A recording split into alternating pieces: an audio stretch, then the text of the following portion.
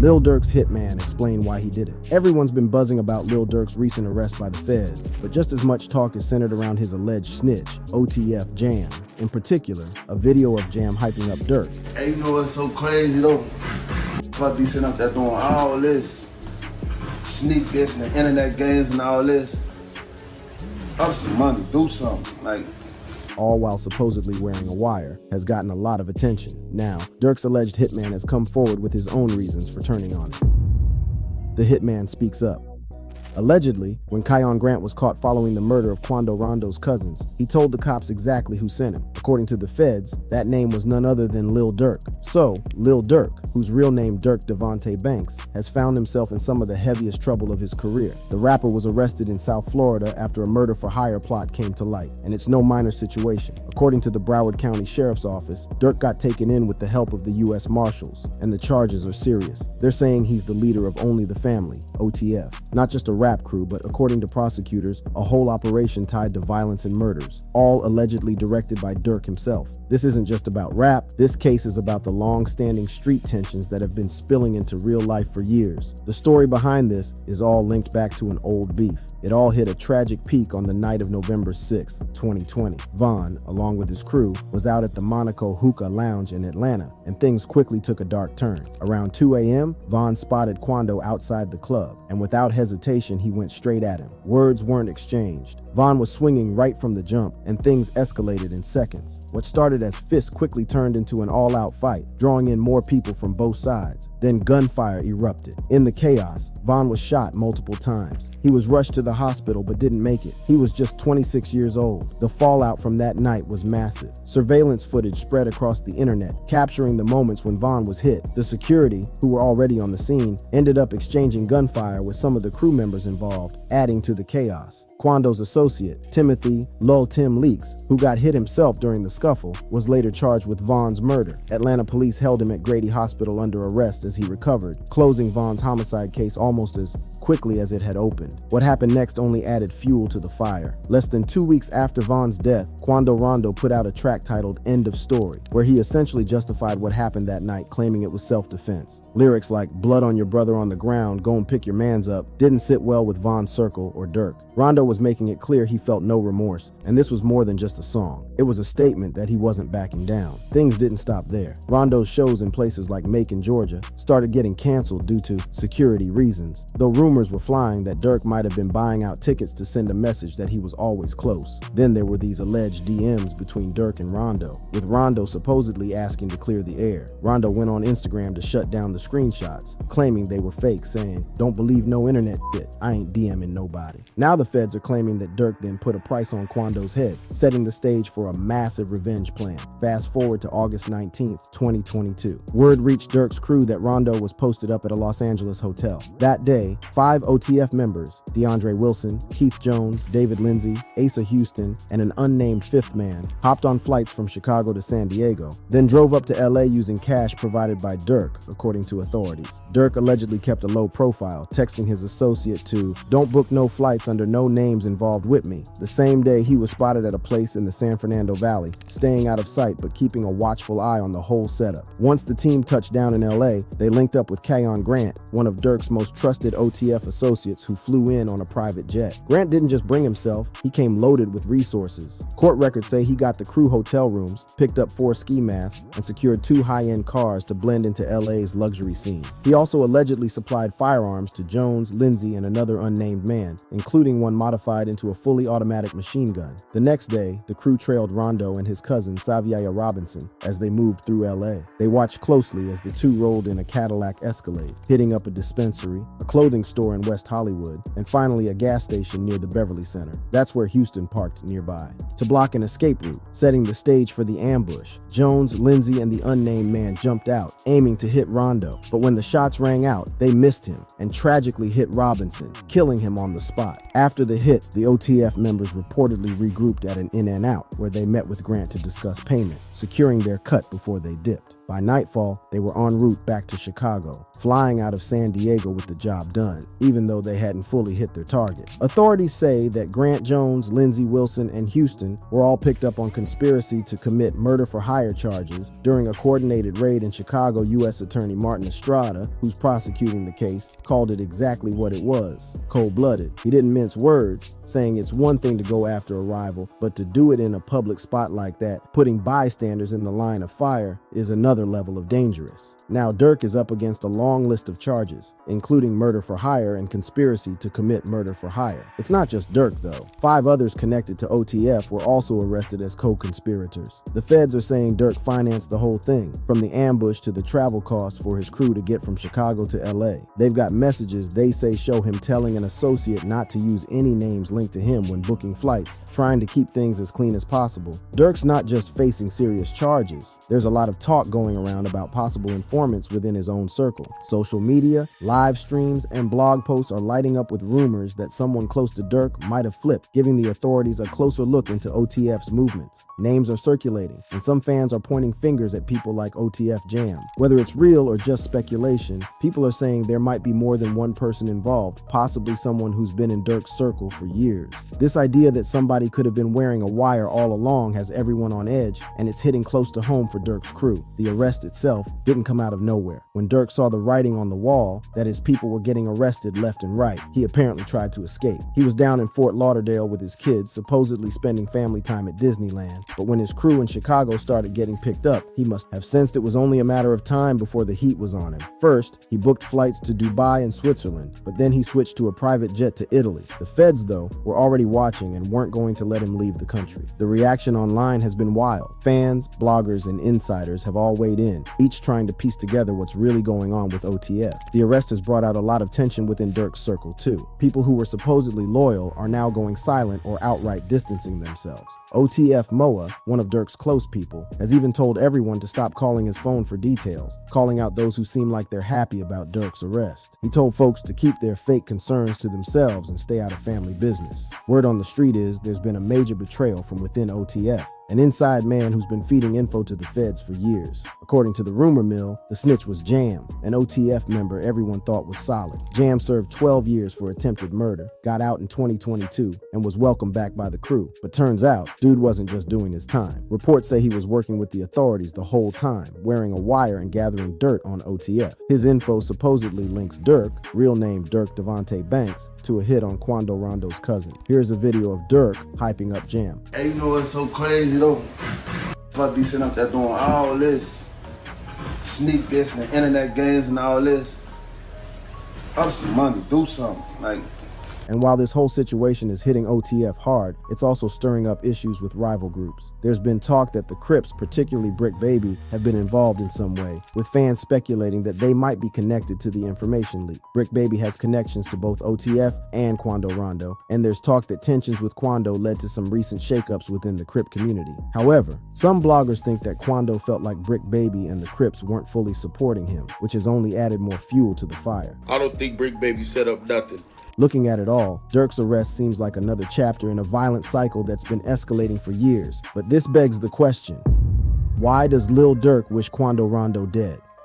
Only 8 months after winning a Grammy for All My Life, Lil Durk's facing some of the heaviest charges in his career, murder for hire. He got picked up in South Florida, just hours after the feds locked down 5 of his associates from Only the Family, OTF, who are allegedly connected to the murder of Saviaya Robinson, Quando Rondo's cousin. Durk, who goes by his real name, Durk Devontae Banks, is now sitting in Broward County under U.S. Marshals custody, facing accusations that have pushed this beef into new territory. But this isn't just an isolated incident. This story has roots dating back to the conflict between Quando Rondo and King Von, one of Durk's closest allies, which eventually spiraled into the intense feud we see today. Before the tragic events of Von's death in November 2020, Von had been gaining traction in the rap world with his gritty storytelling style, solidified by hits like Crazy Story. His success was promising, especially with his OTF connection to Lil Durk, which boosted his image and fan base. However, as Von's fame grew, he started openly questioning NBA YoungBoy's authenticity, calling out his lyrics as fake or exaggerated. This critique came during one of Von's Instagram live sessions where he played YoungBoy's song Play With Us, then casually questioned,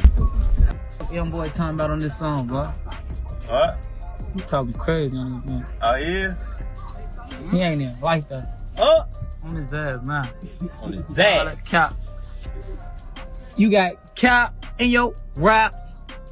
For a while, it was a low-key simmering conflict, but things heated up when Von posted a picture hanging out with Youngboy's ex, Giannia. This move didn't sit well with Youngboy, who responded by posting an image with his son and a caption insinuating he'd have his son cross paths with Von's future daughter, a response that felt both petty and personal. Not stopping there, Youngboy made another move by linking up with Asian Doll, Von's ex, in the studio, stirring even more online speculation and tension. Von shot back on Twitter, calling Youngboy's music garbage and hinting he knew personal details about Youngboy's family. After that, Youngboy released Dead Trolls, packed with subliminals that fans thought targeted Von and his move to Atlanta. The lyrics "Plan on staining something in Atlanta too" hinted at a new level of hostility. Both their crews responded with intense back and forths on social media, turning it into a full-blown beef that fans were watching closely. Quando Rondo, part of Youngboy's camp, even found himself trading threats with Chicago's drill rapper Lil Reese, who is closely aligned with Durk and OTF. Quando's friend Timothy Lil Tim Leaks added to the tension by tweeting a warning directed at ends from Chirac to leave Quando alone. Yet despite all this talk, Von downplayed the beef in an interview with DJ Academics, calling it more social media hype than real drama. But only a day after that interview, on November 6th, 2020, Von ran into Quando Rondo outside a hookah lounge in Atlanta. Von didn't hesitate, going straight at Quando and throwing punches. A fight broke out, and as the chaos ensued, Lil Tim allegedly fired, hitting Von fatally. In the aftermath, Asian Doll, Von's ex, tried to clarify things, insisting that the beef was overhyped and saying the real ops were people gossiping online. But Youngboy's reaction hinted at underlying tensions. He dropped Bring the Hook, taking direct shots at Von's Home Block O Block, rapping "O Block Pack Get Rolled Up." This lyric was incendiary and resulted in Von's crew responding by burning Youngboy's 4KT flags in a viral video. The next few months were filled with non-stop disses.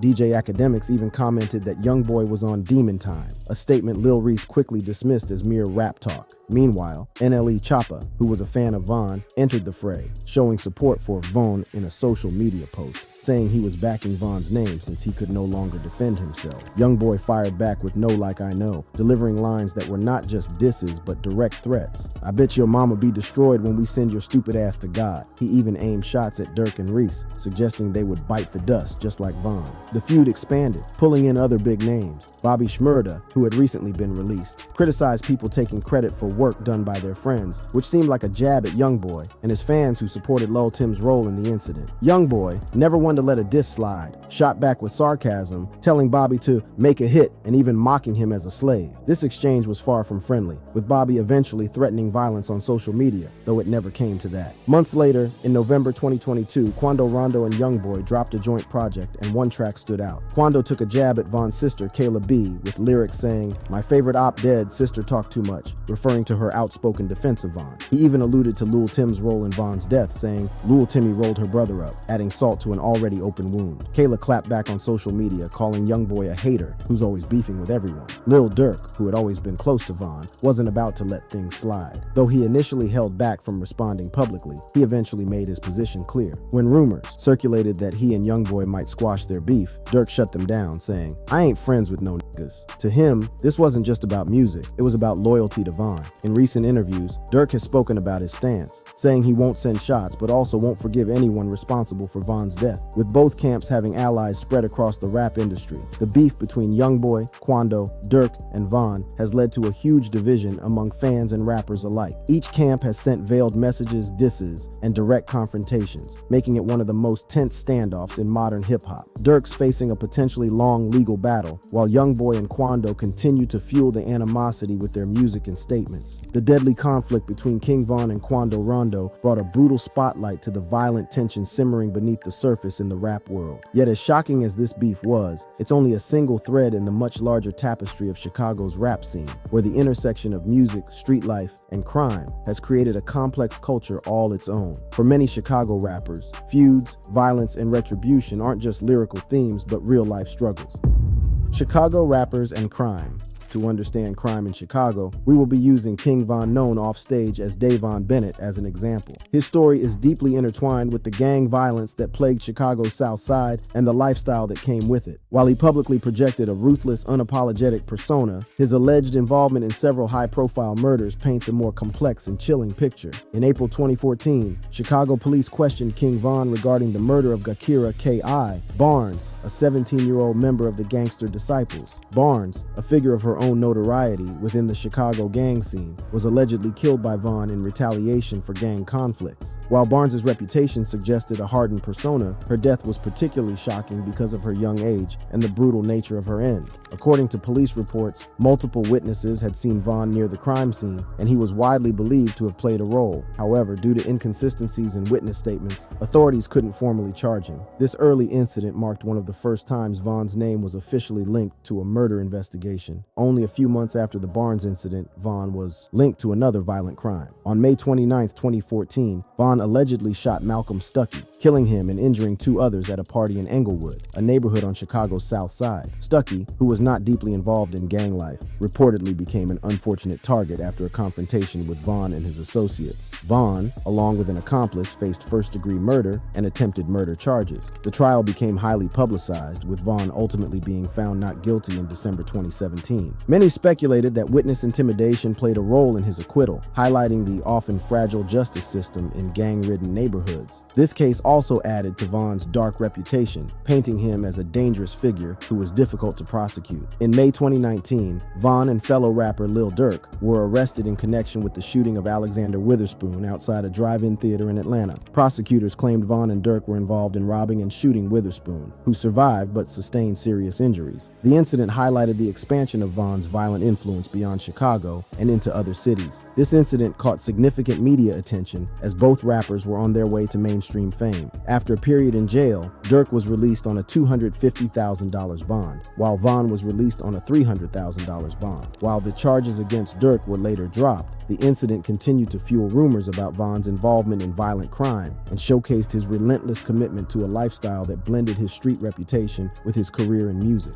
Von's life and lyrics often glorified his Southside roots, specifically the Parkway Gardens neighborhood, also known as O Block. This area became notorious for its gang affiliations, primarily associated with the Black Disciples. O Block, named in memory of fallen Black Disciple member Odie Perry, was the epicenter of ongoing conflict with the Gangster Disciples, specifically the set known as STL, St. Lawrence. This rivalry led to a brutal back and forth of killings and retaliations, which Von was allegedly deeply involved in. In 2012, after the death of Perry, a female gangster disciple, K.I. Barnes, was rumored to have played a role in his murder. Barnes's involvement made her a marked figure, and it's believed that Von personally sought revenge. According to reports, he regularly exchanged messages with Barnes, taunting her on social media and attempting to lure her out for what seemed like a date, but many speculate it was a trap. Eventually, Barnes was gunned down, with multiple witnesses later identifying Von as the shooter. Despite this, no formal charges were filed against him for her murder, partly due to the intimidation and fear of reprisal that kept witnesses from testifying openly. In January 2011, Shondell Tuka Gregory, a 15-year-old member of the Gangster Disciples, was killed in a drive-by shooting. His death incited widespread outrage within his set, leading to the escalation of violence between the two factions. Gregory's death was particularly impactful because of his young age and the brutal way his memory was repeatedly disrespected in rap lyrics and social media posts by members of rival gangs. Von was among those who continually referenced smoking Tuka, a disrespectful term used to celebrate his death. This constant taunting contributed to the cycle of violence, with each side unwilling to let their fallen members be disrespected without retaliation. The murder of Gregory and the subsequent killings that followed demonstrated the tragic reality of Chicago's gang landscape. Each death only intensified the resolve of those left behind, feeding into the cycle of violence that claimed countless lives in both gangs. As Von's reputation grew, he became increasingly active on social media, where he openly taunted rivals and frequently alluded to violent acts. Many of his tweets were chillingly blunt, discussing his commitment to drilling, a Chicago slang term for carrying out shootings or other violent acts. Von's Twitter presence offered a disturbing glimpse into his mindset, as he boasted about being feared and celebrated for his actions. In some of his posts, Von referenced his transformation into what some have described as a demon, especially following the deaths of friends like O.D. Perry and J. Money. He made it clear that he saw violence as both necessary and justified, something he took pride in. His lyrics and social media posts weren't just braggadocio, they were often filled with coded messages that seem to correlate with actual incidents in Chicago, such as the notorious Modell murder, in which he mocked his victim online shortly after the killing. In October 2012, Modell McCambry, a 17-year-old believed to be affiliated with the gangster Disciples, was shot while walking down a Chicago street with a friend. Witnesses later pointed to Vaughn as the shooter, though no formal charges were brought. On social media, Vaughn allegedly mocked McCambry's death, sending taunts to his friends and making it clear that he had no remorse for his actions. This murder added another layer to his reputation, one that extended beyond the music and into the streets. In 2012, Rodney Stewart, known as Boss Trell, was also shot in the head in Chicago, later dying in the hospital. While this murder remained unsolved officially, many believe that Vaughn was directly involved. In the days following Stewart's death, Vaughn's Twitter feed was filled with mocking references to the incident. He openly taunted Stewart's friends and made thinly veiled references to the killing, reinforcing his feared reputation. One of the most publicized murders allegedly tied to Vaughn was that of Mark Campbell, known as Lil Mark, who was shot and killed at a Chicago bus stop in 2014. Campbell's death was a result of escalating tensions, as he had released a diss track against OTF, Vaughn's crew, and several other Black Disciple affiliates. Shortly after the shooting, Vaughn reportedly tweeted mocking remarks, essentially claiming responsibility in the eyes of his followers and opponents. Vaughn's alleged involvement in these murders became an integral part of his identity, feeding both his rap persona and his street reputation. He wore his alleged body count like a badge of honor, boasting about the lives he'd taken and the scars he'd left on his community. His unapologetic celebration of violence and death reinforced his status as one of the most notorious figures in Chicago's drill scene. The idea that King Von might be rap's first serial killer is wild to think about, but the culture of rappers involved in serious crime is nothing new. Back in the day, being in the streets was practically a requirement if you wanted to make it in gangster rap, and sometimes it went beyond just selling stories or acting tough. For many, including King Von and Soulja Slim, the line between reality and their lyrics was razor thin. King Von's alleged body count is well documented, with his music often detailing street beefs and violent events that matched real-life incidents. He was open about his background, making it known that he was deeply involved in Chicago's gang life. Even before him, Soulja Slim from New Orleans was notorious for his past. People say his lyrics about kidnapping and torture weren't just for show. They allegedly mirrored what he was, living. In Slim's world, there were face tattoos that signified how many bodies someone had. Not an aesthetic, but a signal of their life in the streets. The 80s and 90s were a different world, and anyone who grew up in that era can tell you it was a time of ruthless violence, especially in certain neighborhoods. New York, especially places like Brownsville, Cypress Hills, and East New York, had a reputation for being practically unlivable. Today, you walk around those areas and they're gentrified, almost unrecognizable to what they were. But the stories and the trauma of what went down there still resonate with the old heads who lived it. That brings us to the end of this video. For more interesting videos like this, click on the cards on your screen.